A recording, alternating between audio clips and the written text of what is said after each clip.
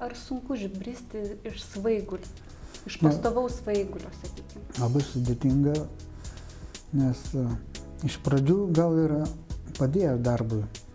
Tas vynas, kažkokios mintis naujos ten, bet paskui ateina laikas, kad tas mintis tik kaip čia apsisvaiginti, apie kūrybą negalvoja, arba galvoja, kaip čia nutapyti paveikslą greit ir jį kažkur iškišti, parduoti nebrangiai, kad galėtum vėl su draugais pasisvaiginti.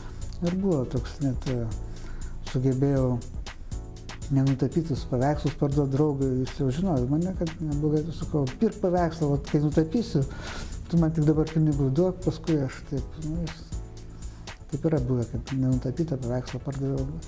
O paskui tas alkoholis tiek persisunkia, tiek jau tas pakeičia visą mąstymą, kad kūrybai man jau kažkaip pažiūrėjau, kad pradėjau ristis į dugną. Taip.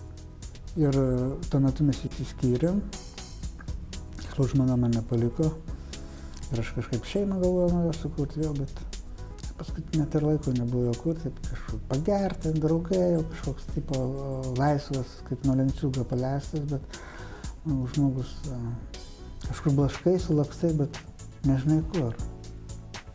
Kaip kai šunys sako, į vietą, bet jeigu jam neparodo vietos, jis ir blaškus, taip ir aš kažkoks laisvas, bet neaišku kur, toks lakstai, kaip po pievą, toks ir nežinai savo kampo ten.